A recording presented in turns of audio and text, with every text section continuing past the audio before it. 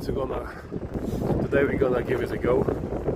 It's very windy and the massive waves, so we will go at the 11 maximum, I think.